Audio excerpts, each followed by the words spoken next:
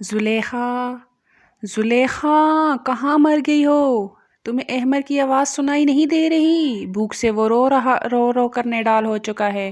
ہاشم شاہ کا تو بس نہیں چل رہا تھا۔ احمر کو روتا دیکھ کر وہ اس حویلی کو آگ لگا کر رکھ دیتا۔ دھڑلے سے وہ دروازہ کھول کر اندر داخل ہوا، جہاں نازک سی زلیخا ایک 7 ماہ کے بچے کو سینے سے لگائے سو رہی تھی۔ ایک پل کو ہاشم شاہ کی نظریں زلیخا کے وجود پر ٹھہر سی گئی۔ لمبے گھنے بال جو اس کی بل کھاتی کمر پر پھیلے ہوئے تھے، سفید دودھ جیسی رنگت اور اس پر بیماری کی وجہ سے پھیلی زردی اپنی حسین کم عمر بیوی کو اس حالت میں دیکھ کر دل میں طوفان سا اٹھا تھا۔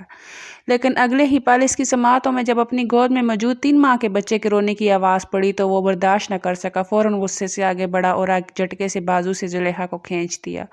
وہ اپنا توازن برقرار نہ رکھ سکی اور گرتے گرتے بچی تھی۔ نیند ابھی بھی آنکھوں میں حائل تھی۔ وہ سیدھا جا کر ہاشم شاہ کے سینے سے ٹکرائی، وجود بخار سے دہک رہا تھا، مگر سامنے کھڑے ہاشم شاہ کے سرد رویے کے آگے اسے ہار ماننی پڑی۔ گھبرا کر کہنے لگی، کیا ہوا؟ اب میں نے کیا کر دیا؟ کیوں میرے ساتھ سختی سے پیش آ رہے ہیں؟ وہ دھیرے سے بولی تھی۔ جب اس کی نیند سے بند ہوتی آنکھوں کو دیکھ کر ہاشم نے ایک بار پھر اسے جھنجھوڑ دیا۔ کہنے لگا کہ ڈرامے بازیاں بند کرو۔ تمہیں یہاں پر میں مہرانی بنانے کے لیے نہیں لایا۔ تم اس مخملی بستر پر اپنے اس بیٹے کو دیکھ کر سو رہی ہو۔ میں نے تمہیں کہا تھا میرے بیٹے کو تم ایک لمحے کے لیے بھی خود سے دور نہیں کرو گی، اسے ہر وقت اپنے پاس رکھو گی۔ یہ جب بھی بھوک محسوس کرے گا تم اسے سیراب کرو گی۔ پھر احمر اکیلے کمرے میں لیٹا کیوں چیخ رہا تھا؟ ہاشم کی خونخوار نظروں میں دیکھ کر زلیخا کا دل کانپ سا گیا۔ اس کی دھاڑ دار آواز سن کر نہ صرف احمر بلکہ مسم بھی جاگ چکا تھا۔ وہ دونوں ہی بچے بے تحاشا رو رہے تھے۔ جب اپنا بازو چھڑواتے ہوئے وہ کہنے لگی کہ ساری رات میں احمر کے ساتھ جاگتی رہی، جب آپ سکون سے سو رہے تھے۔ میں آپ کے بیٹے کو گود میں اٹھائے پورے کمرے میں چکر کاٹتی رہی۔ میرے بازو میں نیل پڑ چکے ہیں، بخار کی وجہ سے بے ہوشی چھائی ہوئی ہے۔ اگر تھوڑی دیر لیٹ کر آرام کر لیا تو کیا ہو گیا؟ کیا ملازمہ کچھ دیر کے لیے آپ کے بچے کو سنبھال نہیں سکتی تھی؟ ابھی یہ الفاظ زلیخا کے لبوں سے نکلے ہی تھے کہ ایک زناٹے دار تھپڑ اس کے منہ پر پڑ چکا تھا۔ گستاخ لڑکی، زبان چلاتی ہو میرے آگے، اپنی اوقات مت بھولو۔ تمہیں میں یہاں پر اپنے بچے کی دائی بنا کر لایا ہوں، اس لیے نہیں کہ تم یہاں پر اپنے بچے کے ساتھ عیش و عشرت کی زندگی گزارو۔ دونوں بچے ایک پل کو سہم چکے تھے۔ گھبرا کر ضبط کرتی زلیخا نے آنکھوں میں آنسو لائے ہاشم کو دیکھا، جس میں صرف اور صرف سختی اور بے حسی تھی۔ ہاشم نے بیڈ پر لیٹے ہوئے اس بچے کو دیکھا جو مسلسل روئے جا رہا تھا۔ ہاشم نے اگلے ہی پل آگے بڑھ کر بڑی بے دردی سے مسم کو اٹھایا اور احمر کو زلیخا کی گود میں دے کر کہنے لگا، اسے بھوک لگی ہے، یہ رو رہا ہے، جلدی اسے دودھ پلاؤ۔ اس کے بعد میں تم سے پوچھتا ہوں کہ ہاشم شاہ کے آگے زبان چلانے والوں کے ساتھ ہاشم شاہ کیا کرتا ہے؟ ایک نظر وہ اپنی گود میں موجود بچے پر ڈالتی اور ایک نظر ہاشم کی گود میں اپنے بیٹے کو روتے ہوئے دیکھ کر کہنے لگی کہ پلیز خدا کا واسطہ آپ کو اسے نرم ہاتھوں سے پکڑیے، اسے سختی کی عادت نہیں ہے۔ میرا بچہ پھول جیسا ہے۔ مگر وہ بچے کو اپنے کاندھے سے لگاتا ہوا کہنے لگا، میرے بچے کو ابھی کے ابھی دودھ پلاؤ ورنہ مجھے ایک لمحہ نہیں لگے گا تمہارے اس بیٹے کو واپس گاؤں بھجوانے میں۔ بچے کو وہ دودھ تو پلانا چاہتی تھی لیکن سامنے ہاشم کھڑا تھا۔ گھبراتے ہوئے کہنے لگی کہ میں کیسے دودھ پلا سکتی ہوں؟ آپ یہاں پر موجود ہیں۔ مگر ہاشم اس کی اس بات پر ماتھے پر بل ڈال کر کہنے لگا کہ میں جاؤں؟ نکاح کیا ہے تم سے، حلال ہو تم میرے لیے۔ میں تمہیں جیسے بھی دیکھوں مجھ پر تمہارے وجود کا ایک ایک حصہ جائز ہے۔ چپ چاپ بچے کو دودھ پلاؤ۔ زلیخا ہڑبڑا سی چکی تھی، بار بار شرم درمیان میں حائل ہو رہی تھی۔ وہیں ہاشم شاہ غصے سے اسے دھمکی دے چکا تھا کہ اگر ابھی کے ابھی تم نے میرے سامنے بچے کو دودھ نہ پلایا تو میں تمہارے ساتھ بہت برا رویہ رکھوں گا۔ وہ ٹانگ پر ٹانگ چڑھائے اس کے بیٹے کو گود میں لٹائے سامنے بیٹھ چکا تھا۔ اس کی نظریں اس وقت 19 سالہ زلیخا پر مرکوز تھی، جس نے پہلے تو آنکھوں میں آئے آنسوؤں کو صاف کیا اور بڑی ہمت جمع کر کے اس نے ہاشم شاہ کے بیٹے احمر شاہ کو اپنے وجود میں لپیٹ لیا۔ شرم کے مارے اس کے وجود میں کپکپاہٹ طاری ہو چکی تھی، جبکہ ہاشم شاہ کے چہرے پر فاتحانہ مسکراہٹ چھا گئی۔ ایسی لڑکی اس کی ملکیت تھی، اس کے لیے جائز تھی۔ وہ پورا حق جما کر اس کے وجود پر نظریں گاڑے ہوئے تھا۔ گھبراتے ہوئے اس نے اس کے کمرے سے اٹھ کر جانا چاہا تو ہاشم شاہ ایک بار پھر اسے روک چکا تھا کہ تم یہیں میرے سامنے بیٹھ کر میرے بچے کو دودھ پلاؤ گی، میں تمہیں اپنے بچے کے ساتھ ایک لمحے کے لیے بھی اکیلا نہیں چھوڑ سکتا۔ وہ رو بھی رہی تھی اور بچے کو دودھ بھی پلا رہی تھی۔ اس کے سفید گال پر ہاشم کا تھپڑ نقش ہو چکا تھا۔ جب ہاشم چلتا ہوا اس کے قریب آ کر بیٹھ گیا، زلیخا کو تو لگا جیسے اس کی سانس وہیں پر رک جائے گی۔ آخر ہاشم کرنا کیا چاہتا تھا؟ وہ ساتھ اپنے بیٹے کے بالوں میں ہاتھ پھیر رہا تھا، وہیں زلیخا کی حالت تو یوں تھی کہ جیسے ابھی بے ہوش ہو جائے گی۔ اس نے ایک لمحے شکر ادا کیا جب احمر دودھ پیتے ہوئے سو گیا۔ جلدی سے اس نے احمر کو خود سے الگ کر کے بستر پر سلانے کے لیے لٹا دیا تھا اور اپنے بچے کو آگے بڑھ کر وہ ہاشم کی گود سے لینے لگی تو ہاشم نے چہرے پر مسکراہٹ سجا کر اسے دیکھا، کہنے لگا کہ نہیں، آج تمہارا یہ بچہ تمہارے پاس نہیں رہے گا۔ زلیخا گھبرا کر کہنے لگی کہ کیوں؟ میں نے آپ کے بیٹے کو دودھ پلا تو دیا ہے، آپ کی ہر شرط مانی ہے، پھر آپ کیوں مجھے میرے بچے سے دور کرنا چاہتے ہیں؟ آگے بڑھ کر وہ کہنے لگا کہ نہیں، ہمیشہ کے لیے نہیں اور صرف آج رات کے لیے میں تمہیں تمہارے ساتھ گزارنا چاہتا ہوں۔ ہاشم شاہ کو تمہارا حسن پسند آیا، یہ کہہ کر وہ میثم کو ملازمہ کے حوالے کر چکا تھا۔ ایک نظر دونوں بچوں پر ڈال کر قطار در قطار آنسو زلیخا کی آنکھوں سے نکلنے لگے۔ یہ کیسی مصیبت میں پڑ چکی تھی؟ وہ ہاشم شاہ جیسے شخص کے کمرے میں جانا اس کے لیے آسان نہیں تھا، یہ مشکل ترین تھا۔ یہ انسان نہ جانے بند کمرے میں اس کے ساتھ کیا کرتا۔ اس شخص کی درندگی اور صفاقی تو وہ دیکھ ہی چکی تھی، مگر کیا کرتی؟ مجبوری میں دھیرے دھیرے قدم اٹھاتے چلتے ہوئے کمرے میں داخل ہوئی۔ بخار کی وجہ سے ابھی بھی پورا بدن درد سے ٹوٹ رہا تھا۔ گزشتہ رات بھی ٹھیک سے سو نہیں پائی تھی۔ احمر نے تو اسے ساری رات سولی پر لٹکا کر رکھا تھا۔ یہ بچہ ہاشم شاہ کا تھا۔ جس طرح باپ سارا دن سب کی ناک میں دم رکھتا تھا، ویسے ہی بیٹا زلیخا کو چین نہیں لینے دیتا تھا۔ وہ دھیرے دھیرے قدم اٹھاتی ہوئی اس کے کمرے میں، جہاں وہ صوفے پر بیٹھا ٹانگ پر ٹانگ چڑھائے میز پر رکھے ہوئے تھا، ہاتھ میں سرگٹ دبائے وہ مسلسل کش لے رہا تھا۔ زلیخا نے کمرے میں داخل ہو کر ایک نظر اس پر ڈالی اور اس پر ہی اپنی نظریں گاڑے بیٹھا تھا۔ دھوئیں کی وجہ سے اسے کھانسی آنے لگی۔ وہ کہنے لگا، وہاں کیوں کھڑی ہو؟ یہاں آؤ میرے پاس۔ تمہیں کیا پتہ نہیں ہے کہ نئی نویلی دلہن اپنے شوہر کا جی کیسے لباتی ہیں؟ اپنے شوہر کو اپنے حسن کی طرف مائل کرنے کے سو جتن کرتی ہیں۔ اپنا یہ چھپا ہوا ہنر دکھاؤ جو بیوی صرف بند کمرے میں اپنے شوہروں کو دکھاتی ہیں۔ چہرے پر ایک خباثت بھری مسکراہٹ سجا کر ہاشم شاہ بولا تھا۔ جواب میں ایک ہار جانے والی نظر سے زلیخا نے اسے دیکھا۔ بچے تو دونوں سو چکے تھے۔ ایک سانس خارج کر کے کہنے لگی، میں کوئی آپ کے زر خرید غلام نہیں ہوں جو آپ کا دل لبانے کے لیے یہاں پر کرتب دکھاتی پھروں گی، اور عورت ہوں، بیوی ہوں، اس گھر میں آپ کے بچے کو دودھ پلانے کے لیے آئی ہوں۔ مجھے ایسا کوئی ہنر نہیں آتا جس سے میں آپ کا جی بہلا سکوں۔ لیجیے، حاضر ہوں آپ کے سامنے، جو کرنا ہے کیجیے، مجھے بچوں کے پاس جانا ہے۔ یہ کہتے ہوئے اس نے اپنے کندھوں کے گرد پھیلی ہوئی چادر کو زمین بوس کر دیا۔ وہ چادر کے بغیر اس وقت ہاشم شاہ کے سامنے کھڑی تھی۔ وہ جو سمجھ بیٹھا تھا کہ آج جی بھر کر اسے زچ کر کے لطف اندوز ہوگا، اس کے انتہائی سڑے ہوئے جواب کو سن کر غصے سے اٹھا چلتا ہوا اس کے قریب آ گیا۔ چہرہ اس کے چہرے کے قریب لا کر کہنے لگا، اکڑ نہیں ختم ہوئی نا تمہاری؟ وہ کیا کہتے ہیں، رسی جل گئی مگر بل نہیں گیا۔ یہ کہہ کر اس نے اپنا ہاتھ آگے بڑھا کر زلیخا کی کمر پر رکھا تھا اور ایک زوردار چٹکی کاٹ دی تھی۔ ایک سسکی تھی جو اس کے لبوں سے نکلی تھی۔ وہ ہاشم شاہ کا ہاتھ جھٹک دینا چاہتی تھی، مگر اس سے پہلے ہی ہاشم شاہ نے اگلا وار کرتے ہوئے کہا کہ زر خرید غلام ہی ہو تم، میری شاید بھول چکی ہو کہ تمہارے گھر والوں کو 15 لاکھ دے کر خرید کر لایا ہوں تمہیں۔ یہ الفاظ ہاشم شاہ کی طرف سے گالی کے طور پر زلیخا کو ملے تھے۔ ایک بار پھر آنکھوں سے آنسو ٹوٹ کر گالوں پر پھیلنے لگے۔ چہرہ پہلے بخار کی وجہ سے سرخ ہو رہا تھا، رونے کی وجہ سے مزید سرخ ہونے لگا۔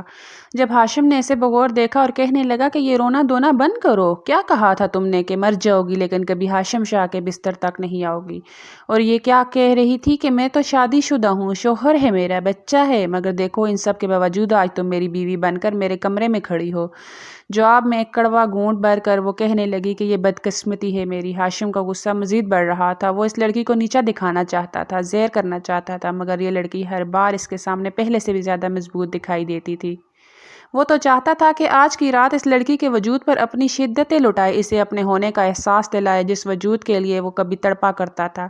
آج اس وجود کو وہ ریزہ ریزہ کر دے، لیکن اس لڑکی کی اکڑ کو دیکھ کر وہ قدم پیچھے ہٹا چکا تھا۔ کہنے لگا، بہتر ہے کہ میرے ہاتھوں ضائع ہونے سے بچو، دوبارہ میرے سامنے اکڑ مت دکھانا، اور میرا بیٹا اگر مجھے اتنا روتا ہوا دکھائی دیا تو پھر دیکھنا میں تمہارا کیا حشر کروں گا۔ وہ ایک بار پھر دھمکی دیتا بیڈ پر نیم دراز بیٹھ چکا تھا، جبکہ زلیخا وہیں پتھر کی مورت بنی کھڑی تھی۔ رہ کر اپنی ساس یاد آ رہی تھی، وہ ساس جس نے اسے اس نوبت تک پہنچا دیا تھا۔ وہاں کھڑی کیا دیکھ رہی ہو؟ میرے پاؤں سے جوتے اتارو، میرے پاؤں میں شدید درد ہو رہا ہے، یہاں بیٹھ کر مساج کر دو۔ وہ دھیرے دھیرے قدم اٹھاتی ہوئی آئی اور اس کے پاؤں سے جوتا اتارنے لگی۔ جوتے اتار کر سلیقے سے ایک طرف رکھے اور پھر بیڈ پر پیروں کی طرف بیٹھی۔ وہ اس کے پیروں کا مساج کر رہی تھی۔ واہ لڑکی، کتنا سکون ہے تمہارے نرم ہاتھوں میں، جی چاہتا ہے کہ ساری رات تم سے مساج کرواتا رہوں۔ وہ پھر بھی خاموشی سے اس کے پیروں کو مساج کر رہی تھی، دل ہی دل میں ابھرنے والی نفرت کو اندر ہی اندر نگل رہی تھی۔ اسے شدت سے وہ لمحہ یاد آنے لگا جب پہلی بار اس کی نظریں ہاشم شاہ سے ٹکرائی تھی۔ گاؤں میں چودھری ظفر عباس کے ہاں شادی تھی، پورے گاؤں کو دعوت عام دیا گیا تھا۔ جب زلیخا کی سہیلی اس کے گھر آئی، وہ صحن میں بیٹھی اس وقت بیر کے درخت کے نیچے چاول چن رہی تھی۔ نور کہنے لگی کہ اوئے یہ کیا بیٹھ کے چاول چن رہی ہے؟ آج تو چودھری جی نے پورے گاؤں کو دعوت دی ہے، یہاں بیٹھ کر چاول چننا چھوڑ، چودھری جی کے بیٹے کی شادی میں دونوں بریانی اڑائیں گے۔ اگر موقع ملا تو یہ دیکھ، میں نے شاپر اپنے پلو میں چھپا رکھے ہیں، دیگ پر بیٹھے ہوئے نائی سے چاول بھی شاپر میں ڈلوا لیں گے۔ اس کی بات سن کر 16 سالہ زلیخا نے نظریں اٹھا کر اسے دیکھا تھا، آنکھیں سوجی ہوئی تھی، ایسے لگ رہا تھا جیسے اس کے آنے سے پہلے وہ پھوٹ پھوٹ کر روتی رہی ہو۔ کہنے لگی کہ تم ہی جاؤ شادیوں میں، مجھے تو بھائی نے سختی سے منع کر دیا ہے کہ میں گھر میں ہی رہوں گی، جبکہ خود وہ اور بھابھی مزے لوٹنے کے لیے شادی میں چلے گئے تھے۔ ایک بار پھر زلیخا کی آنکھوں سے آنسو نکل آئے تھے۔ نور اسے روتا برداشت نہ کر سکی، سینے سے لگا کر کہنے لگی ارے فکر کیوں کرتی ہو، جب نور جہاں تمہارے ساتھ ہے تو فکر کی کیا بات ہے؟ چلو رکھو یہ چاولوں کی پرات، میں لے کر جاؤں گی تمہیں شادی میں، جلدی سے تیار ہو جاؤ۔ زلیخا گھبراتے ہوئے کہنے لگی کہ نہیں، اگر بھائی بھابھی کو پتہ چل گیا تو تم جانتی ہو بلا وجہ بھابھی کو موقع چاہیے ہوتا ہے مجھے ڈانٹنے کا، میں نہیں جا رہی تمہارے ساتھ۔ مگر وہ اسے زبردستی اٹھا کر کمرے میں لائی تھی، الماری سے ایک خوبصورت سا سوٹ نکال کر اسے پہننے کا دیا۔ یہ میکسی اس کی بھابھی نے اسے دی تھی، جو اس کی شہر والی بہن کی اترن تھی، ایک دفعہ ہی پہن کر اس نے زلیخا کے لیے بھجوا دی تھی۔ زلیخا نے جب پہلی بار اس میکسی کو پہنا تو وہ کسی قاتل حسینہ سے کم نہیں لگ رہی تھی۔ نور نے اسے اپنے ہاتھوں سے تیار کیا، کہنے لگی کہ جس قدر خوبصورت تم لگ رہی ہو نا، لگ رہا ہے وہاں پر آئے ہوئے امیر لوگ یقیناً تمہارے حسن پر فدا ہو جائیں گے۔ تم پہ یہ جوڑا اتنا چج رہا ہے کہ تمہیں کوئی بھی وہاں پر پہچان نہیں پائے گا کہ یہ کہہ کر کہ نور اسے زبردستی شادی پر لے آئی تھی۔ زلیخا مدتوں بعد گھر سے باہر نکلی تھی۔ شادی میں ریل پیل دیکھ کر وہ واقعی کافی خوش تھی۔ آپی بھابھی اور بھائی سے نظریں بچاتے ہوئے وہ نور کے ساتھ ایک کونے میں ٹیبل پر بیٹھی تھی۔ جو بھی حسین لڑکا وہاں سے گزرتا تو فوراً وہ اسے اشارہ کر کے اس لڑکے کی طرف دیکھ کر کہتی کہ ارے وہ کتنا خوبصورت ہے، ایسا کوئی لڑکا ہم دونوں کی قسمت میں آ جائے تو ہمارے تو وارے نیارے ہو جائیں گے۔ میں تو کہتی ہوں 100 نفل پڑھوں گی، مگر ایسا کوئی امیر ڈیشنگ لڑکا میری قسمت میں آ گیا تو۔ اس کی بات سن کر زلیخا کو حیرت ہوئی تھی، کہنے لگی کہ شرم کرو، عمر ہی کیا ہے تمہاری، 17 سال کی ہو، اور باتیں دیکھو تو۔ وہ دونوں ابھی انہی باتوں میں مصروف تھی کہ جب شادی پر آئے ہوئے ایک لڑکے نے نور کو ہرا سگنل دیا۔ وہ تو زلیخا کو وہیں چھوڑ کر اس لڑکے سے نمبر لینے کے لیے ایک طرف ہو چکی تھی۔ نور کو اکیلے وہاں پر بیٹھے ہوئے گھبراہٹ سی ہونے لگی تو فوراً ایک جانب سے اٹھی۔ جیسے ہی وہ اٹھی تو ٹیبل سے اس کا جالی دار میکسی اٹک چکی تھی، اس کے ساتھ ہی کرسی کے ساتھ ہی اس کا پاؤں بھی اٹکا۔ جیسے ہی اس نے اپنی میکسی ٹیبل سے جھٹک کر دوسری طرف مڑنا چاہا کہ اس کا پاؤں مڑ گیا، قریب تھا کہ گر کر سب کے سامنے تماشا بن جاتی، مگر کسی کے مضبوط سینے سے وہ ٹکرا چکی تھی۔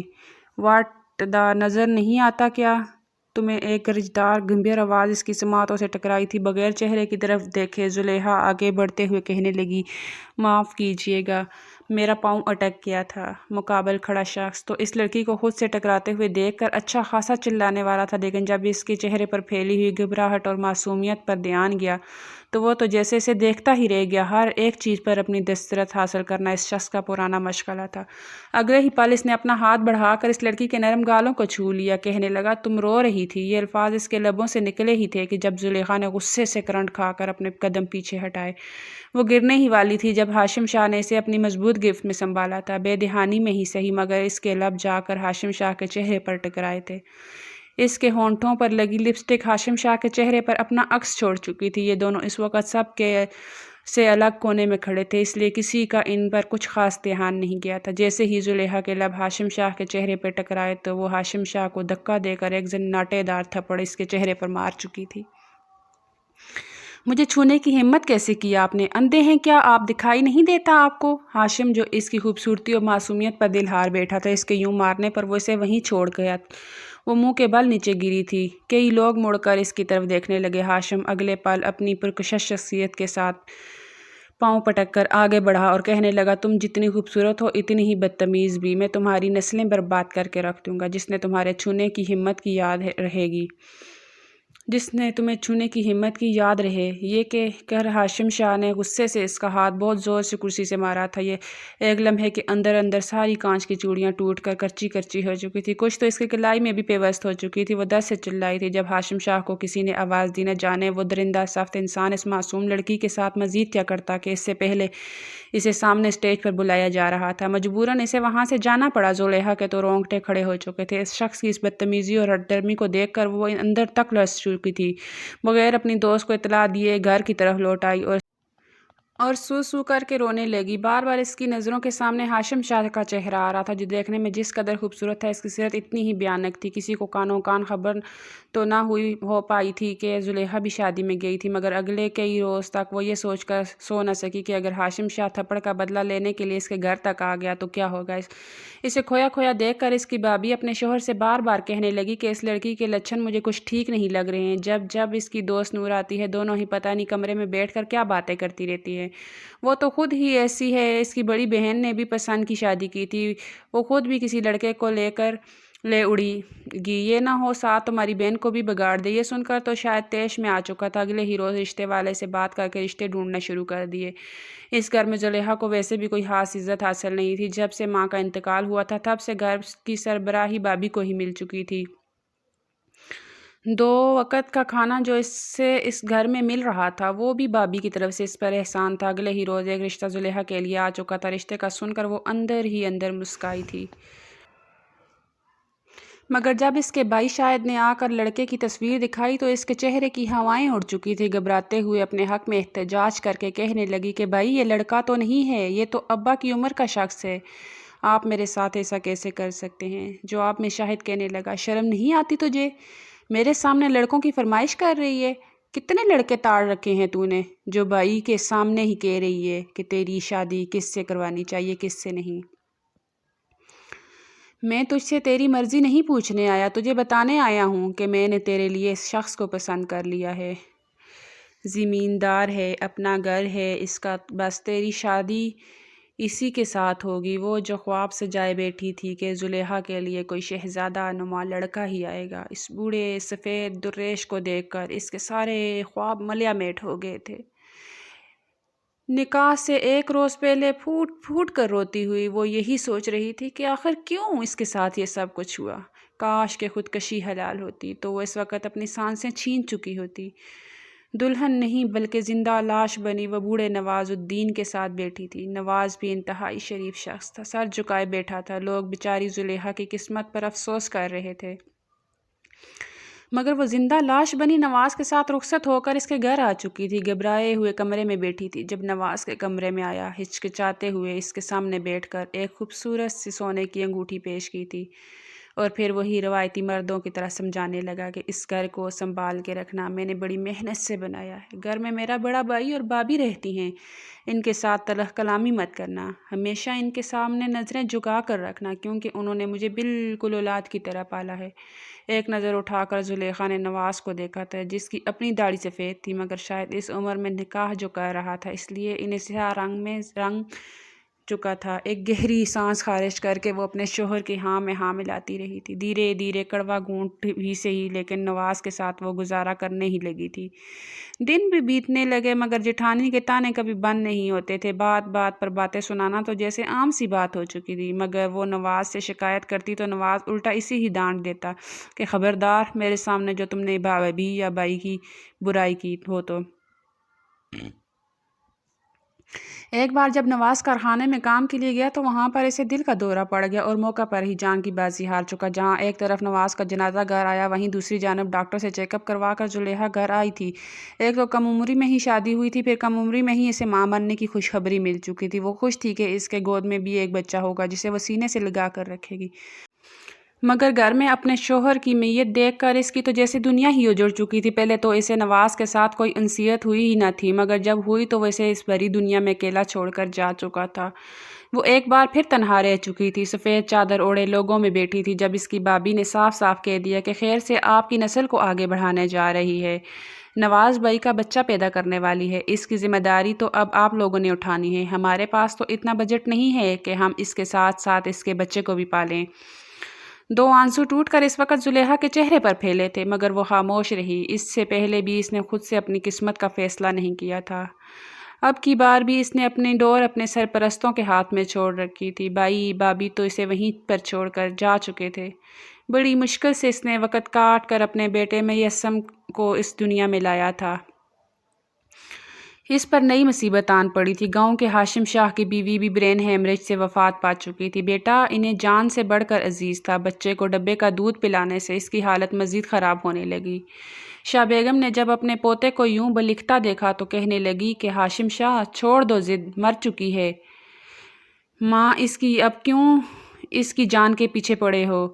کیوں نہیں تم اس کے لیے دائی کا بندوبست کر دیتے جو اسے دودھ پلائے؟ اسے اس وقت ایک عورت سے ملنے والی نشوونما کی ضرورت ہے، شاہ بیگم نے التجائی انداز میں کہا تو ہاشم ایک گہری سانس خارج کر کے رہ گیا تھا۔ کہنے لگا کہ میں کسی ایری گیری لڑکی کا دودھ اپنے بیٹے کو نہیں پینے دوں گا۔ میرا بیٹا اسی عورت کا دودھ پیے گا جو بے حد خوبصورت ہوگی، صاف ستھری ہوگی۔ جن عورتوں کو دائی بنا کر آپ میرے سامنے لاتی ہیں انہیں دیکھ کر مجھے گھن آنے لگتی ہے، بھلا میں اپنا بیٹا انہیں کیسے سونپ سکتا ہوں؟ ہاشم شاہ اپنے بیٹے کو سینے سے لگائے بولا کہ تبھی دالان میں داخل ہوتی خدیجہ نے یہ بات سنی تھی، فوراً سر پر چادر کو اوڑھ کر اپنا آدھا چہرہ چھپا کر آگے بڑھی اور کہنے لگی کہ شاہ بیگم اگر آپ حکم کریں تو میں آپ کو ایسی لڑکی دکھا دیتی ہوں، اس کا بچہ بھی آپ کے پوتے جتنا ہی ہے۔ ہاشم شاہ کی نظریں اس پر تھی، مگر خدیجہ کی کالی رنگت دیکھ کر کہنے لگا اگر وہ تمہارے گھر کی عورت ہے تو مجھے وہ بالکل بھی نہیں چاہیے۔ خدیجہ بھی تھوڑی کچھ مسائی تھی، کہنے لگی کہ نہیں شاہ صاحب، وہ میری بیوہ جٹھانی ہے، آپ ایک دفعہ اسے دیکھیں تو صحیح، بڑی ہی گوری چٹی ہے، خوبصورت ہے اور کم عمر بھی ہے، اس کا بچہ بھی بالکل آپ کے بچے جتنا ہے، اگر آپ ایک دفعہ دیکھیں گے تو یقیناً آپ کو اپنے بچے کے لیے پسند آئے گی۔ ہاشم شاہ نے خود چل کر اس لڑکی کو دیکھنے کی فرمائش کی تھی، اپنے بیٹے کو ساتھ لیے شاہ بیگم بھی اس کے ساتھ اپنے ہی گھر میں پرانے برتن اور پرانے کپڑے لینے آنے والی خدیجہ کے ہاں پہنچ چکے تھے۔ جہاں پر جا کر ہاشم شاہ نے صحن میں بیٹھی ہوئی اس لڑکی کو دیکھا تو تن من میں آگ ہی لگ چکی تھی۔ اس لڑکی کو تو اس نے کہاں نہیں ڈھونڈا تھا، وہ تو اس لڑکی کو ایک بار اچھی خاصی کھری کھوٹی سنانا چاہتا تھا جو اس پر ہاتھ اٹھا چکی تھی۔ پہلی نظر میں اس لڑکی کو دیکھ کر کہنے لگا کہ یہی لڑکی میرے بچے کو پالے گی، مگر میں اسے اپنے بچے کی آیا نہیں ماں بنا کر لے کر جاؤں گا۔ شاہ بیگم پر تو جیسے آسمان ٹوٹ پڑا تھا۔ کہنے لگے کہ ہوش میں تو ہو، ہم صرف اپنے خاندان میں شادی کرتے ہیں، تم ایک کمین لڑکی کو بہو بنانے کا سوچ رہے ہو۔ ہوش میں تو ہو، جواب میں ہاشم شاہ مٹھیاں بھینچ کر کہنے لگا کہ جب یہ کمین میرے بچے کو دودھ پلا کر اس کی ماں کے درجے پر فائز ہو سکتی ہے تو میری بیوی کیوں نہیں بن سکتی؟ نکاح کا بندوبست کیجیے۔ عدت پوری ہوئے ابھی صرف 1 مہینہ ہی گزرا تھا جب خدیجہ نے اس کے سر پر یہ بم پھوڑ دیا کہ تمہارا نکاح ہے شاہ صاحب کے ساتھ۔ 15 لاکھ کے عوض وہ زبردستی اس کا نکاح ہاشم شاہ سے کر چکے تھے۔ خود سے یہ بھی بتا دیا گیا کہ وہ اپنے ساتھ ساتھ اپنے شوہر کے بچے کی بھی پرورش کرے گی۔ اگر شاہ حویلی میں جانے کے بعد میسم کی جگہ احمد پر زیادہ توجہ دو گی تو ہی تمہارے لیے اچھا ہوگا۔ گھر سے رخصت کرتے ہوئے واضح الفاظ میں خدیجہ اسے بتا چکی تھی کہ واپسی کے دروازے تمہارے لیے بند ہیں، یہاں پر قدم مت رکھنا، اور وہ چپ چاپ پتنگ کی ڈور کی مانند کسی اور کو اپنا آپ سونپتی شاہ حویلی پہنچ چکی تھی۔ یہ سارے مناظر فلم کی طرح اس کے ذہن میں چلے تھے جب ایک نظر نیم دراز حالت میں ہی سوئے ہوئے ہاشم شاہ پر ڈالی اور اپنی آنکھوں میں آیا آنسو صاف کر کے وہ اس کے پاؤں کی مساج میں مصروف تھی۔ رات کا نہ جانے کون سا پہر تھا جب اس کی آنکھ وہیں پر لگ چکی تھی۔ اگلی صبح جب وہ بیدار ہوئی تو اپنے آپ کو ایک مضبوط حصار میں پایا، ایسے لگ رہا تھا جیسے کسی نے زنجیروں میں جکڑ رکھا ہو۔ دھیرے دھیرے زلیخا نے آنکھیں کھول کر منمناتے ہوئے خود کو چھڑوانا چاہا، مگر جب آنکھیں کھول کر دیکھا تو سامنے ہاشم شاہ اس کے بے حد قریب لیٹا ہوا تھا، ابھی بھی گہری نیند میں تھا۔ وہ دونوں ایک دوسرے کے اس قدر قریب تھے کہ ہاشم شاہ کی سانسیں اس وقت زلیخا کے چہرے پر اور اس کی ہاشم پر گر رہی تھی۔ ایک پل میں اس کی وجود کو جرجری سی آئی تھی، اس نے خود کو ہاشم شاہ کے چنگل سے چھڑوانا چاہا، لیکن تبھی ہاشم بھی ایک دم سے ہوش میں لوٹا تھا۔ خوف کے مارے زلیخا نے اپنی آنکھیں ہی بند کر لی تھی۔ हाशिम ने आंखें खोलकर इस लड़की को अपने बाजू पर लेटे देखा तो इसे खुद से दूर नहीं किया था, बल्कि इसकी मासूम बोली सूरत को कितनी ही देर बगौर देखता रहा। इसकी लरजती पलकों से ये तो अंदाज़ा कर चुका था कि ये सो नहीं रही बल्कि जाग रही है। धीरे से अपना हाथ इसके चेहरे पर ले जाकर कान पर उंगली को सहलाना शुरू कर दिया तो वो हल्की सी मनमनाते हुए खुद को इसके हसार से छिड़वाने लगी। लेकिन वो इसे मज़ीद अपने करीब करके कहने लगा, कहाँ जा रही हो? मैंने तुम्हें खरीद कर अपने बिस्तर तक लाया है। जब तक मेरा हुक्म नहीं होगा तुम एक कदम भी मुझसे दूर नहीं जा सकती। हाशिम शाह के अल्फाज पर इसने अपनी आंखें खोली जिनमें बेबसी थी। एक गहरी सांस खारिज करके कहने लगी, आपसे पैसे लिए हैं। अगर मुझे इसका इल्म होता तो मैं कुएं में कूद कर अपनी जान दे देती, लेकिन कभी भी खुद को चंद कागज़ के टुकड़ों के ओज़ नीलाम न करती। चेहरे पर एक फातिहाना मुस्कुराहट से जाकर हाशिम शाह कहने लगा कि डायलॉग बाजी अच्छी कर लेती हो, लेकिन अफसोस कि मुझ पर इन लफ्ज़ों का कोई असर नहीं होता। थप्पड़ मारा था ना तुमने मुझे, धीरे धीरे थप्पड़ का हिसाब दोगी तुम। हाशिम शाह तुम्हें इतनी आसानी से बख्शने वाला नहीं जब तक तुम्हारा रोम रोम नीलो नील नहीं कर देता। इससे पहले कि कोई हरकत हाशिम करता तभी अहमर के रोने की आवाज़ आने लगी। अहमर के रोने की आवाज़ सुनकर वो खुद ही इसे आज़ाद कर चुका था। वह झूले में सोए अहमर को उठाकर फ़ौरन सीने से लगा चुकी थी, लेकिन एक बार फिर शायद हाशिम शाह इसे जज करने के मूड में था। वो इसे उठाकर कमरे से बाहर जाने लगी तो बाजू से पकड़कर सामने सोफे पर बिठा चुका था। कहने लगा कि मैं तुम पर हर पल नज़र रखना चाहता हूँ, देखना चाहता हूँ कि तुम मेरे बच्चे के साथ अच्छे से पेश आ रही हो कि नहीं। मेरे बच्चे को यहीं पर बैठ कर फीड करो। आइंदा के बाद अगर तुमने मेरी मौजूदगी में दूसरे कमरे का इंतखाब करना चाहा तो फिर देखना। आंखों में गुस्सा लिए जुलेखा ने हाशिम को देखा। हाशिम जो अब तक इससे सख्ती से पेश आ रहा था, इसके मासूम से चेहरे पर मोटी मोटी आंखों को यूं पड़कता हुआ देख कर न जाने इसे अंदर ही अंदर इस लड़की की इस हरकत पर हंसी आई थी, मगर चेहरे पर सख्ती से जाए वो इसे ही देख रहा था। जहाँ एक जानब वो बच्चे को फीड करवा रही थी, वहीं वो चलता हुआ इसके करीब आया और जानबूझकर अपनी उंगलियां इसकी गर्दन पर फेरना शुरू कर दी। कहने लगा कि वैसे हो तो तुम बेहद खूबसूरत, इस बात में कोई शक नहीं कि हुस्न की दौलत से माला माल हो। अगर तुम हाशिम शाह पर हाथ ना उठाती तो हाशिम शाह तुम्हें सर आंखों पर बिठा कर रखता। हाशिम बहुत कुछ बोल रहा था, मगर जुलेखा इसकी हर बात को अनसुना कर रही थी। इस वक्त इसके जहन में सिर्फ और सिर्फ ये चल रहा था कि आखिर इसकी आजमाइश कब ख़त्म होंगी, कब वो वक्त आएगा जब इसके ज़िंदगी में सुकून लौटेगा। क्या वो इस दुनिया में सिर्फ और सिर्फ गुलामी करने के लिए आई थी, या फिर हर औरत इस दुनिया में सिर्फ और सिर्फ मर्द की गुलामी और हुक्म मानने के लिए आती है। वो पत्थर की मूरत बनी हुई बैठी थी। जब इसका अपना बच्चा भी रोने लगा, दोनों बच्चे एक साथ रोने लगे तो वो सर पकड़ कर बैठ गई। उम्र ही क्या थी इसकी, कम उम्री में दो एक ही उम्र के बच्चों को संभालना इसके लिए मुश्किल हो रहा था। अभी वो दोनों बच्चों को संभाल ही रही थी कि जब हाशिम ने मेज़ पर बैठकर चिल्लाना शुरू कर दिया कि जुलेखा, अभी तक मेरा नाश्ता तुमने मुझे सर्व क्यों नहीं किया। हड़बड़ाते हुए इसने ये कहा था कि दोनों बच्चे बहुत रो रहे हैं, मैं चुप करवा रही हूँ। मगर तभी शाह बेगम फ़ौरन से तड़प कर कहने लगी कि हाँ भाई, कहा भी था तुम्हें कि अपना ये बच्चा गाँव छोड़ कर आओ। हमारे बच्चे पर तुम्हारी तवज्जो होती नहीं है। अब जो हाशिम भूखा बैठा है इसकी परवाह नहीं है तुम्हें, जानबूझकर बहाने हैं तुम्हारे। दोनों बच्चों को जैसे उठाए वो किचन तक आई थी। मुलाजमा मौजूद थी, मगर न जाने शाह बेगम को इससे क्या ज़िद थी कि बस हाशिम का नाश्ता वो जुलेखा से ही बनवाया करती थी। आखिर को हाशिम को इस लड़की पर तरस आ ही गया। आगे बढ़कर आया और जुलेखा की गोद में से रो रहे मैसम को उठा लिया, इसे बाहर सहन में ले गया तो वो भी बाहर परिंदों को देखकर खुश हो चुका था। शाह बेगम की गोद में इनका पोता तो वैसे ही खेलने लगा था। ये मंजर देखकर कहीं ना कहीं शाह बेगम अंदर ही अंदर जलसने लगी थी। वो कभी भी जुलेखा की औलाद को इस घर के असल वारिस के मुकाबले में नहीं देखना चाहती थी। नाश्ता बना कर देने के बाद वो हाशिम से मयसम को लेकर कमरे में जा चुकी थी। जैसे ही हाशिम के कदम घर से बाहर निकले तो शाह बेगम ने इसे आवाज़ देकर अपने पास बुलाया था। हाथ में झाड़ू पकड़ाकर कहा था कि पूरे लाउंज और फिर दलान से तुम ही झाड़ू लगाओगी। सहन में सूखे पत्ते क्यारियाँ बहुत ख़राब हैं, सारी सफाई तुम ही करोगी। सारा काम सुनकर तो इसका दिमाग चकरा चुका था। कहने लगी कि शाह बेगम, मैं इतना सब अकेले कैसे कर पाऊंगी। घर में मुलाजम है। मगर वो अगले ही पल इंतहाई हकारत से इसे देख कर कहने लगी कि तुम भी तो इस घर में मुलाजम ही हो। सारा दिन अहमर मेरे पास रहेगा।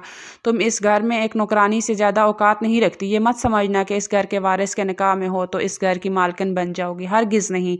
तुम जैसी कमी कमीन लौंडियाँ कभी भी वो दर्जा नहीं पा सकती जो इस ख़ानदान की बहुएं पाकर ऐश करती हैं। जुलेखा एक बार फिर अपना सर झुका चुकी थी। कुछ देर पहले ही नहा कर आई थी। लंबे घने बाल कमर तक जा रहे थे। सफ़ेद दुधिया रंगत मज़ीद दमक चमक के सामने आई थी।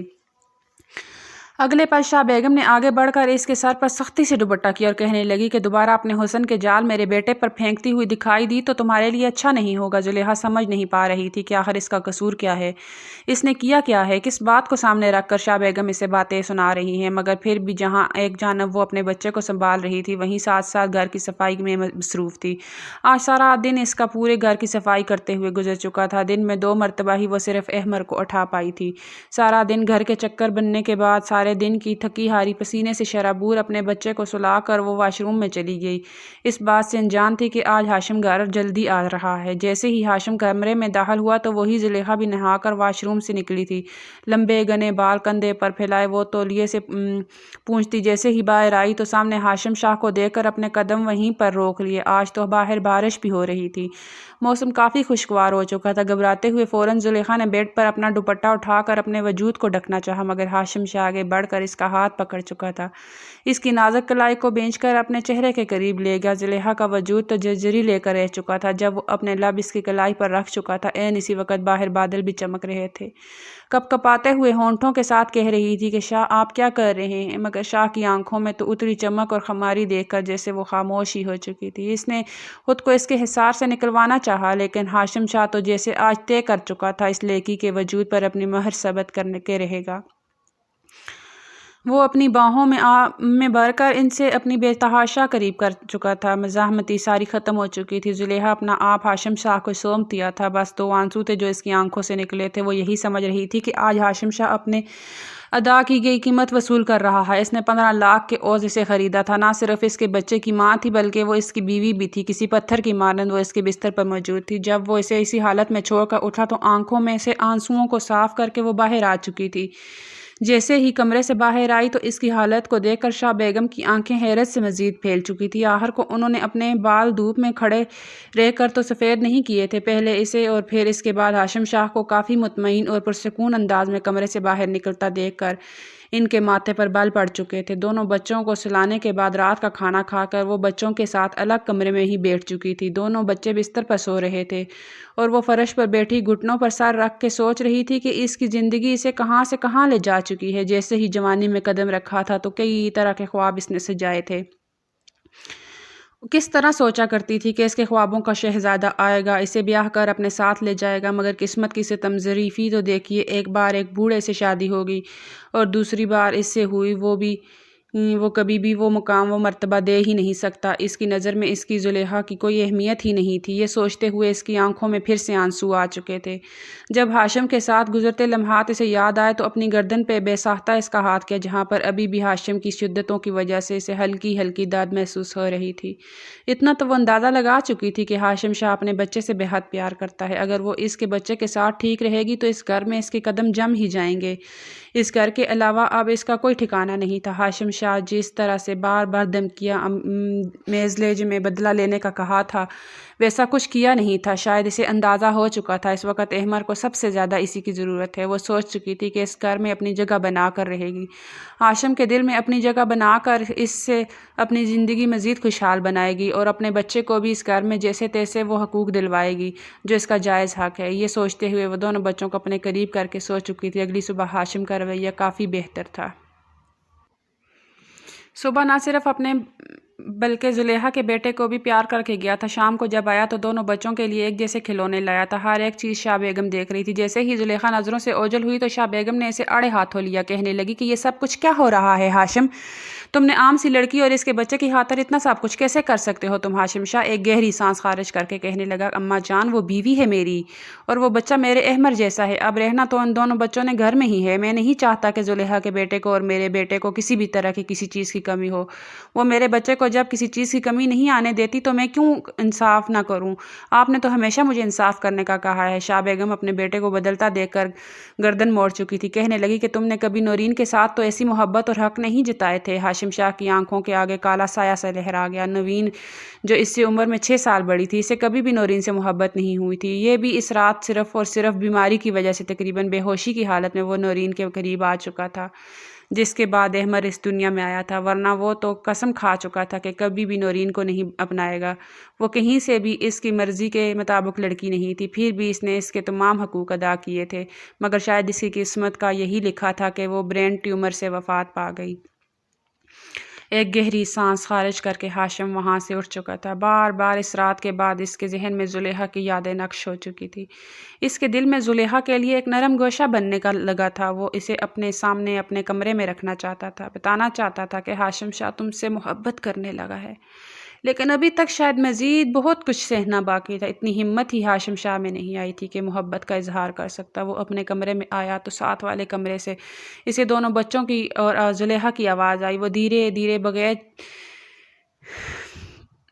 آواز پیدا کیے اس کمرے میں گیا۔ تھوڑا سا دروازہ کھول کر دیکھا تو سامنے زلیخا بیٹھی دونوں بچوں کو کھلونوں سے کھلا رہی تھی، اور دونوں اسے اپنے سامنے ہنستا مسکراتا دیکھ کر کھلکھلا رہے تھے۔ بے ساختہ ہاشم کے چہرے پر بھی مسکراہٹ پھیل چکی تھی۔ وہ چلتا ہوا کب اس کے عقب میں آ کر کھڑا ہو گیا، اسے پتہ ہی نہ چل سکا، مگر جیسے ہی اسے اپنے پیچھے کسی کی موجودگی کا احساس ہوا تو ہڑبڑا سی گئی۔ دونوں بچے ہی ہاشم کو دیکھ کر اپنے چھوٹے چھوٹے لبوں سے بابا بابا کہنے لگے، بابا بابا کہنے کی کوشش کرنے لگے۔ یہ میسم تھا جس نے پہلی بار ہاشم کو پاپا بلایا تھا۔ اسے یوں ہاشم کے ساتھ اٹیچ ہوتا دیکھ کر وہ ساخت سی ہو چکی تھی، مگر ہاشم نے اس کے منہ سے یہ لفظ سن کر فوراً سے اسے اٹھا کر اس کے ماتھے پر اپنے لب رکھ دیے، ماتھا چوم کر کہنے لگا، جی بابا کی جان، ساتھ ہی اپنے بچے کو بھی اٹھا لیا۔ دونوں بچوں کو وہ باری باری بابا کہنا سکھا رہا تھا، جبکہ زلیخا کے تو چہرے کی رنگت ہی اڑ چکی تھی۔ زلیخا کو چپ چپ کھڑا دیکھ کر وہ کہنے لگا کہ کیا ہو گیا تمہیں، اچھا نہیں لگا؟ تو وہ جواب میں ایک ٹھنڈی سانس خارج کر کے کہنے لگی کہ نہیں، یہ تو ایک عام سے غریب کارخانے میں مزدوری کرنے والے شخص کا بیٹا ہے، جسے آپ اس وقت تو اپنا بیٹا مان رہے ہیں، لیکن میں نہیں جانتی جب آپ کا احمر سمجھدار ہو جائے گا تو آپ ہم دونوں کے ساتھ کیا سلوک کریں گے۔ میں تو اس گھر میں فقط آیا ہوں، جب میری ڈیوٹی ختم ہوگی تو مجھے یہاں سے جانا ہی ہوگا۔ نہ بہتر ہے کہ آپ میرے بچے کو باپ کا پیار نہ دیں، کیونکہ میں جانتی ہوں وقت کے ساتھ ساتھ کچھ ایسے موڑ بھی آئیں گے جب آپ میرے بچے کے بجائے اپنے بچے کو چنیں گے۔ میں نے زندگی میں بہت سی محرومیاں سہی ہیں، لیکن میں نہیں چاہتی کہ میرا بچہ بھی سہے۔ میں اسے صرف بتانا چاہتی ہوں کہ اس دنیا میں سوائے اس کی ماں زلیخا کے اور کوئی بھی نہیں ہے۔ یہ کہہ کر وہ ہاشم شاہ کی گود سے اپنا بچہ لے کر اس کمرے سے باہر جا چکی تھی، مگر ہاشم خاموش ہو چکا تھا۔ کچھ دیر تو سوچتا رہا۔ وہ ٹھیک فیصلہ کر چکا تھا۔ اپنا فیصلہ شاہ بیگم کو سنانے کے لیے ان کے کمرے کی طرف آیا تو وہ گہری نیند میں سو چکی تھی۔ اس رات ہاشم نے زلیخا سے کہا تھا کہ تم دونوں بچوں کو لے کر میرے کمرے میں آؤ گی، بیوی ہو تم میری، رات میں کسی بھی وقت مجھے تمہاری ضرورت پڑ سکتی ہے۔ آئندہ کے بعد اگر تم نے الگ کمرے میں سونے کی کوشش کی تو پھر دیکھنا۔ وہ چپ چاپ دونوں بچوں کے ساتھ ہاشم کے ہی کمرے میں آ چکی تھی۔ گھر کی ایک خاص ملازمہ نے کسی خاص جاسوس کی طرح یہ بات شاہ بیگم کی گوش گزار کی تھی کہ آپ تو کہہ رہی تھی کہ صرف آیا بن کے آ رہی ہے، وہ تو مہارانی بننے کے چکروں میں ہے۔ رات کو اپنے مخملی بستر پر شاہ صاحب نے اس لڑکی کو اس کے بچے کو بھی اپنے ساتھ سلایا ہے۔ صبح صبح تو یہ نہا دھو کے بالوں میں کنگھی کرتی مہارانی بن کے نکلی ہیں۔ وہ آپ کی لائی ہوئی تھی۔ مجھے تو لگ رہا ہے کہ بہت جلد وہ شاہ صاحب کی منچاہی بیوی بن جائے گی، اور پھر ہمارے چھوٹے شاہ احمر شاہ کے ساتھ ساتھ جائیداد میں حصے دار اور کمی کمین کا بیٹا میسم بھی بن جائے گا۔ پتہ نہیں یہ عورت کیا چاہتی ہے، عمر میں بھلے ہی چھوٹی لگتی ہے مگر اندر سے بڑی شاطر عورت ہے۔ یہ شاہ بیگم کے توتلوں سے لگے اور سر پر بجھی تھی، تلووں سے لگی سر پہ بجھی تھی، غصے سے آگ بگولا ہو چکی تھی، پاؤں کی ٹھوکر مار کر سامنے پڑا ہوا ٹیبل کو جھٹک چکی تھی۔ غصے سے ملازم کو کہا کہ دفع ہو جاؤ یہاں سے، بلا کر لاؤ ان 2 ٹکے کی لڑکی کو یہاں، میری ناک کے نیچے اس گھر میں یہ سب کچھ ہو رہا ہے، کس کی اجازت سے یہ شاہ کے کمرے میں گئی ہے؟ اگر مجھے پتا ہوتا کہ یہ اتنی شاطر نکلے گی تو میں کبھی بھی اس کا نکاح ہاشم شاہ سے نہ کرواتی، میں اسے ہرگز اپنی بہو کے روپ میں تسلیم نہیں کروں گی۔ وہ منہ ہی منہ میں بڑبڑا رہی تھی جب احمر کو سلانے کے بعد میسم کو اٹھا کر وہ شاہ بیگم کے کمرے میں داخل ہوئی۔ شاہ بیگم نے ایک تیز نظر اس پر ڈالی اور پھر کہنے لگی کہ دیکھو لڑکی، تمہارا کام اب پورا ہو چکا ہے، ہم نے تمہیں اس گھر میں 3-4 مہینوں کے لیے رکھا تھا، بہتر ہے کہ اب اس گھر سے دفع ہو جاؤ۔ تم نے تو ہمارے گھر کی وارث کو ہی قبضے میں کرنا شروع کر دیا ہے، سمجھتی ہو کہ تمہارے بچے کو ہم اپنی جاگیر میں حصے داری دے دیں گے؟ زلیخا تو حیرت سے شاہ بیگم کو دیکھ رہی تھی، کہنے لگی کہ نہیں نہیں شاہ بیگم، میں اپنے مرحوم ماں باپ کی قسم کھا کر کہتی ہوں، میرے دل میں ایسی کوئی بات نہیں ہے۔ مگر شاہ بیگم نے غصے سے آگے بڑھ کر ایک تھپڑ اس کے منہ پر رسید کیا تھا، غصے سے اس کا بچہ چھین کر ملازمہ کے حوالے کر کے کہنے لگی کہ اس کے بچے کو اس گھر سے باہر نکالو، خدیجہ کو بلوا کر اسے گاؤں میں منتقل کرواؤ یا کچرے کے ڈھیر پر پھینک دو، مگر یہ بچہ مجھے اب اس گھر میں نہیں چاہیے، اس مہارانی کو میں مزید یہاں پر رہنے نہیں دوں گی۔ شاہ بیگم کے دھکا دینے پر وہ چک ہوئی تھی۔ اس سے پہلے کہ اٹھتی کی شاہ بیگم نے زور سے اپنا پاؤں اس کے پیٹ میں دے مارا۔ شاہ بیگم کا پاؤں زلیخا کے حساس مقام پر لگا تاکہ ایک دم دلخراش چیخ زلیخا کے منہ سے نکلی اور وہ یوں تڑپنے لگی جیسے مچھلی پانی کے بغیر تڑپتی ہے۔ ایک پل کو تو شاہ بیگم کو بھی حیرت ہوئی، پھر کہنے لگی کہ ڈرامے بازیاں کرتی ہے یہ لڑکی، نکالو اسے اس گھر سے۔ مگر شاہ پوچھیں تو کہہ دینا کہ بھاگ گئی ہے گھر سے زیورات چرا کر، نہ جانے کس بات کا بدلہ اس معصوم سے لے رہی تھی۔ درد کے مارے اس وقت زلیخا کے لبوں سے شاہ کا نام ہی نکلا تھا۔ درد سے سسکتے ہوئے کہنے لگی کہ شاہ کہاں ہیں آپ؟ وہ اتنا کہہ کر اپنے ہوش و حواس سے بیگانہ ہو چکی تھی۔ وہیں دوسری جانب میسم بے تحاشا رو رہا تھا۔ جب ملازمہ نے بھی سختی برتتے ہوئے اسے گھر کے باہر چھوڑنے کی غرض سے ایک تھپڑ اس کے منہ پر مارا تھا، جہاں اس نے تھپڑ اس کے منہ پر مارا اور وہیں کچھ امپورٹنٹ ڈاکومنٹس لینے آنے کے لیے ہاشم شاہ جو گاڑی کے گھر کے باہر کھڑی کر چکا تھا گھر میں داخل ہوا، ملازمہ کو تھپڑ مارتے دیکھ کر وہیں سے چلایا، تم ہوتی کون ہو میسم کو ہاتھ لگانے والی گستاخ عورت؟ کس نے تمہیں اتنی ہمت دی کہ تم ہاشم شاہ کی اولاد پر ہاتھ اٹھاؤ؟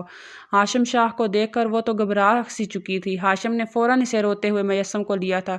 وہ تو گھٹنوں کے بل بیٹھ کر معافی مانگنے لگی کہ معاف کر دیجیے گا صاحب جی، مجھ سے غلطی ہو گئی۔ یہ بہت زیادہ رو رہا تھا مگر ہاشم نے غصے سے چلا کر کہا تمہارا تو حساب میں اب بھی کرتا ہوں، کہہ کے تبھی سامنے سے دور ملازمائیں گرتی پڑتی درد سے کراتی زلیخا کو باہر لے کر آ رہی تھی۔ دھندلاتی ہوئی آنکھوں سے زلیخا نے ایک آخری بار ہاشم کو دیکھا تھا اور پھر وہیں ملازموں کے ہاتھوں سے چھوٹ کر سیڑھیوں سے جھولتی نیچے گری تھی۔ ہاشم تو تلملا تھا، ملازماؤں کو ڈانٹنے لگا، اپنے گود میں سے اٹھا کر کہنے لگا کہ کیا ہوا تمہیں؟ تم ٹھیک تو ہو؟ کیا ہوا ہے اسے؟ اس کی رنگت اتنی پیلی کیوں پڑ چکی ہے؟ ہاشم کو گھبرایا ہوا دیکھ کر ملازمہ بھی ایک طرف کھڑی ہو چکی تھی۔ کیا بتاتی کہ اس کی اس حالت کے پیچھے آپ کی ماں کا ہاتھ ہے؟ وہ فوراً اسے لے کر ہاسپٹل پہنچا تھا۔ ہاشم شاہ کو شاید آج اس سے پہلے کسی نے اتنا پریشان دیکھا ہو جتنا اس لڑکی پر بے ہوشی طاری ہونے پر وہ ہو چکا تھا۔ جو بات رپورٹس میں سامنے آئی وہ ناقابل یقین تھی۔ ڈاکٹر کہنے لگے مسٹر ہاشم شاہ، ایسے لگتا ہے جیسے کوئی وزنی چیز آپ کی بیوی کے گردوں پر مار دی گئی ہو۔ ان کے گردے اندر سے زخمی ہو چکے ہیں جس کی وجہ سے انہیں ٹریٹمنٹ کی ضرورت ہے۔ اگر ذرا سی بھی دیری کی جاتی اور خون نسوں میں جم جاتا تو آپ نہیں جانتے کتنا بڑا خطرہ ہو سکتا۔ یہ ساری عمر کے لیے دوبارہ کبھی چل پھر نہ سکتی، اور ان کے گردے بھی نکارہ ہو سکتے تھے۔ ہم نے فوراً سرجری کر کے ان کا علاج تو کر دیا مگر مزید 3 روز تک یہ ہاسپٹل میں ہی رہیں گی۔ جہاں ایک طرف ڈاکٹرز کی یہ بات سن کر ہاشم شاہ نے خدا کا شکر ادا کیا تھا، وہیں دل میں یہ سوال بھی پپنے لگا کہ آخر کیا ہوا تھا اس کے ساتھ۔ ڈاکٹر کا تو واضح الفاظ میں کہنا تھا کہ ایسے لگتا ہے جیسے کسی نے پوری قوت سے ان کے پیٹ میں کوئی باری چیز ماری ہو۔ 2 روز تک وہ بے ہوش ہی رہی تھی اور ان 2 روز میں ہر ایک شے کو چھوڑ کر ہاشم شاہ اس کے ساتھ ہاسپٹل میں ہی موجود رہا تھا، بالکل سائے کی طرح اس کے ساتھ تھا۔ جب زلیخا کو ہوش آنا شروع ہوا تو ایک بار پھر اس کی آنکھوں کے سامنے وہی منظر لہرا رہا تھا۔ وہ درد سے چلاتے ہوئے کہنے لگی مت ماریے شاہ بی بی، میری کوئی غلطی نہیں ہے، میں نے آپ کے بیٹے کو نہیں ورگلایا، میں وعدہ کرتی ہوں اس گھر میں ایک کونے میں پڑی رہوں گی۔ میرا بیٹا کبھی آپ کے پوتے کی برابری نہیں کرے گا، لیکن خدا کا واسطہ ہے آپ کو مجھے اس گھر سے مت نکالیے گا۔ روتی ہوئی زلیخا کے الفاظ سن کر کہیں نہ کہیں ہاشم شاہ کو اندازہ ہو چکا تھا کہ اصل ماجرا کیا ہے۔ اس نے آگے بڑھ کر اس کے بالوں میں ہاتھ سے ہلانا شروع کر دیا۔ ان 3 روز میں اسے اندازہ ہو چکا تھا کہ اصل میں محبت کیا ہوتی ہے۔ وہ وہی محبت زلیخا سے کرنے لگا تھا۔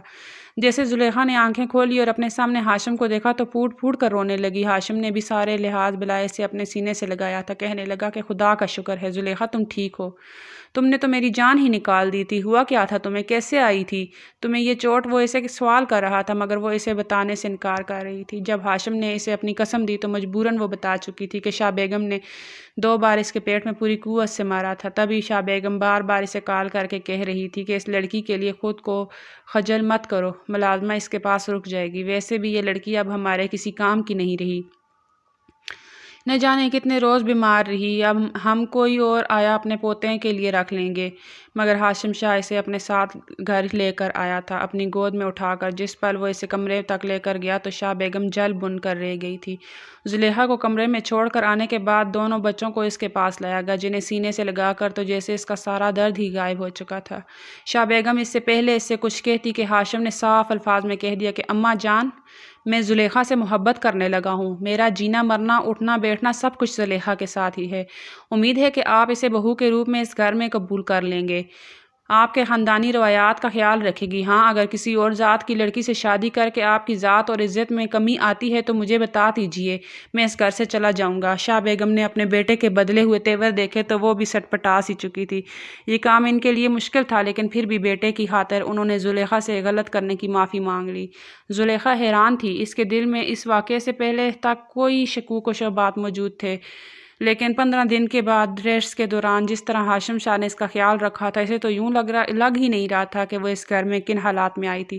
اسے یوں محسوس ہو رہا تھا جیسے اس کے خوابوں کا شہزادہ اسے مل چکا ہو۔ وہ ہنسنا مسکرانا جو کبھی بچپن میں اس کی ماں باپ کی موجودگی میں ہوتا تھا، وہ سب کچھ واپس لوٹ رہا تھا۔ آج ہاشم شاہ اس کے نخرے اٹھانا شروع ہوا تھا تو اس کا سارا بچپنا بھی باہر آ چکا تھا۔ حویلی رونقوں سے بھر گئی تھی۔ گھر میں اب صرف بچوں کے ہی نہیں بلکہ زلیخا ہاشم شاہ کے بھی کہکے گونجنے لگے تھے۔ ہاشم شاہ کی زندگی خوشیوں سے بھر چکی تھی اور ہر رات زلیخا کی آغوش میں رنگین بنایا کرتا تھا۔ سٹوری کیسی لگی؟ سٹوری اچھی لگی ہو تو سبسکرائب کر دیجیے گا، لائک کر دیجیے گا، شیئر کر دیجیے گا۔ اللہ حافظ۔